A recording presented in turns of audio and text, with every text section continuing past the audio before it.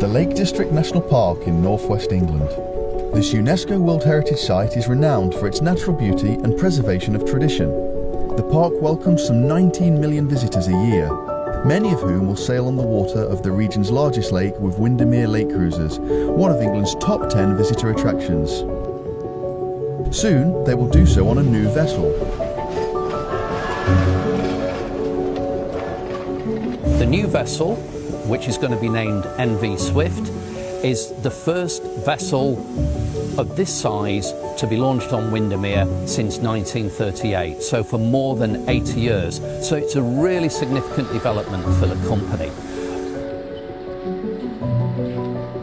Damen Shipyards Group is constructing the latest addition to Windermere Lake Cruises fleet, inland and on location.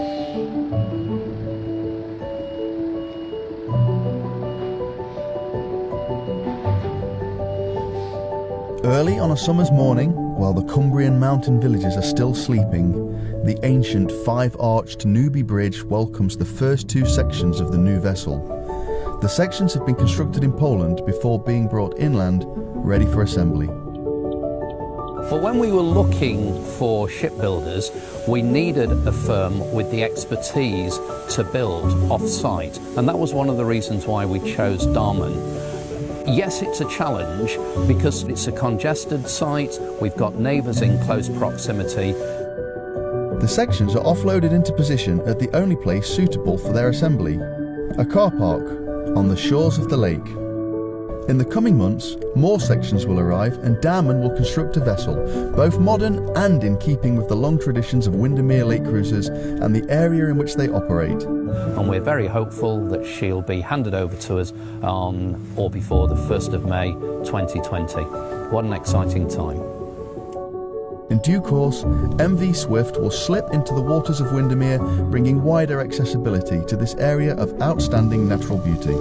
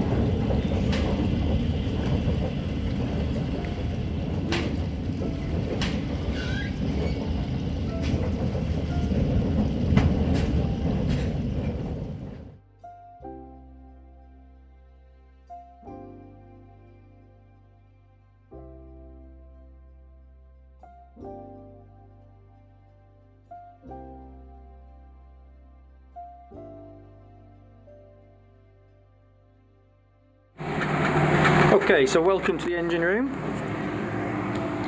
Here we have the switchboard. So this panel is all for the bow thruster and some various pumps. That's all three-phase stuff. Panel number 2 is for the port pod azimuth thruster. Panel number 3, port generator. Also we've got a manual changeover controls here, manual synchronized. The generators are synchronized to the switchboard automatically, but I can do it manually using this, a little bit like a computer game. Here we have the starboard generator controls, starboard azimuth thruster controls. This is more shore supply stuff and a few more fans and pumps, and this is the household one, you could call it, the 220 volt. Now the 220 is created with these big transformers. So the generators put out 3-phase and the shore power comes in at 3-phase, and these transformers transform it. This is the sewage. We've got 3 sewage tanks, one under the gents, one under the ladies, and they pump automatically into here. So this one's got 4,420 litres. So with the other 2 tanks we've got about 5 tonnes of sewage on board. 2 pumps here. That one's discharge pump to pump overboard. That's the pump that sucks it from the 2 holding tanks. This is the bilge manifold. These wires allow you to access the bilge taps from the seats upstairs if there's a fire and you can't get in here. So these are for emptying water from the bilges, and there's the bilge pump. Also the fire pump, we can select it to either bring water out of the bilge taps here or from the seacock, which brings water obviously from the lake. There's a boiler. So now this pump, if we're using the fire hose, we open this tap and water goes up to the fire hydrants. There's about 6 throughout the boat. If we're doing bilges, we shut that, the bilge water goes through here and over the side. Now here we've got a couple of pumps, one for raw water, one for fresh water. Raw water is used for flushing the toilets, and that comes out of the same seacock there. Fresh water for taps and drinking is kept in this tank here. Then we've got 2 5.387 cube fuel tanks. There's quite a lot of diesel on board. We got diesel a couple of days ago. We do have electronic gauges upstairs, but we still like the sight gauges here. Then I'm going to open this door, it's going to be noisy. Through here we have 2 Volvo D9 generator engines, and the little grey thing at the front I'll show you is the bow thruster.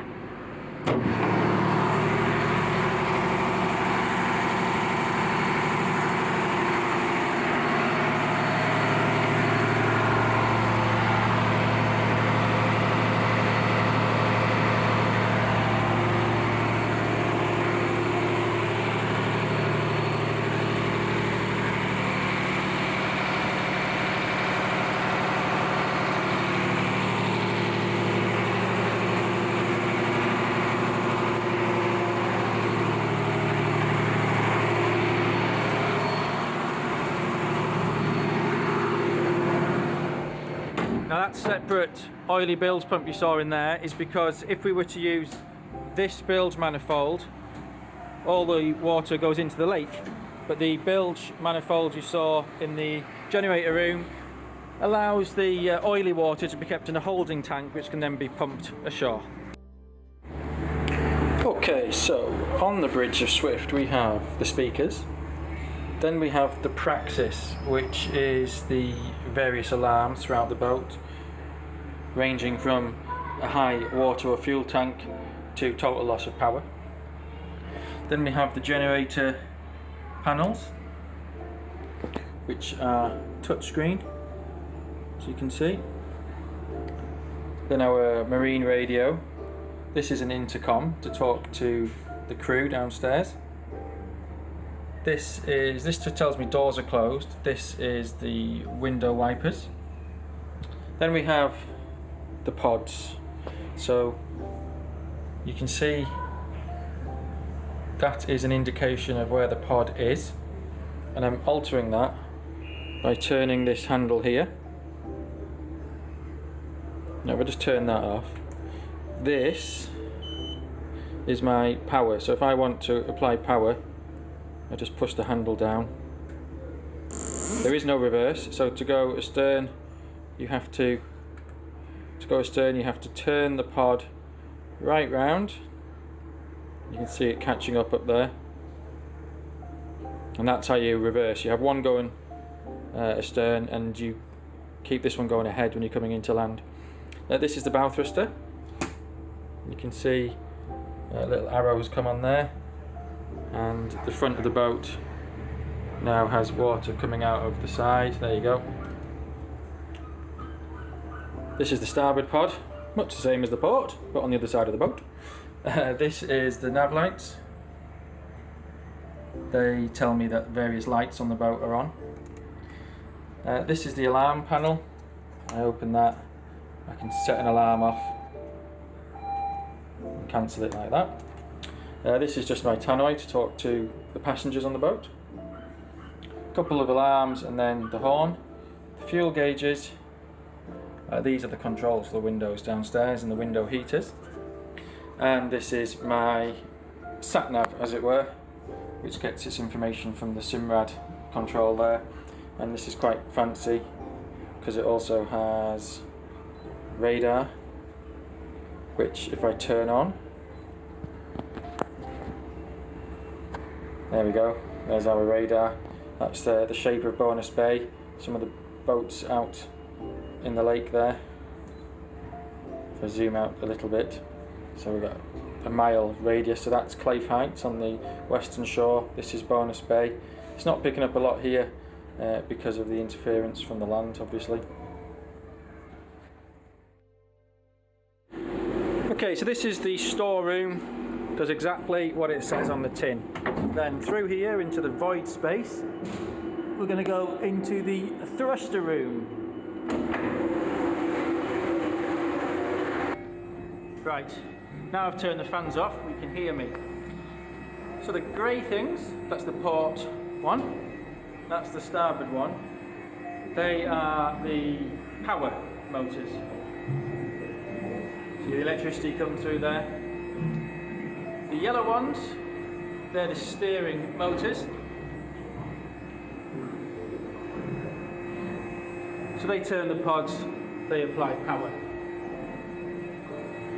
And that's the port side again. Now this grey little engine here is our backup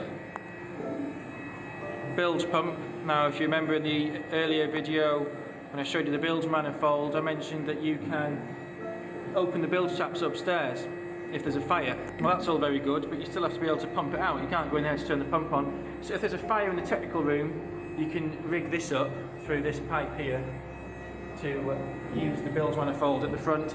And it's just a simple little diesel engine.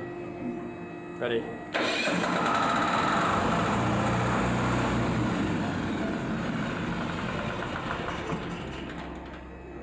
Simple and noisy. There we go.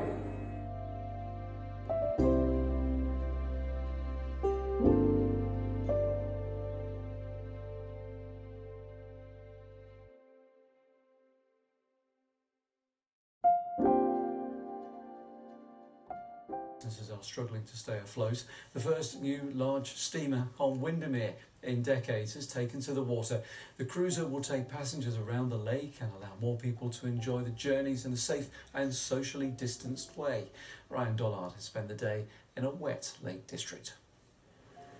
With everything that's going on at the moment, it is important that we remember that there are better days around the corner, and there will certainly be drier days to come to Windermere, but it's still been an absolute privilege to be here to see one of the first journeys of the first large passenger vessel to be launched on this lake in more than 80 years. No, not that one, this one. Swift, looking absolutely immaculate, and her pilot says she's an absolute pleasure to take out on the water. She's totally different to every other boat we've got.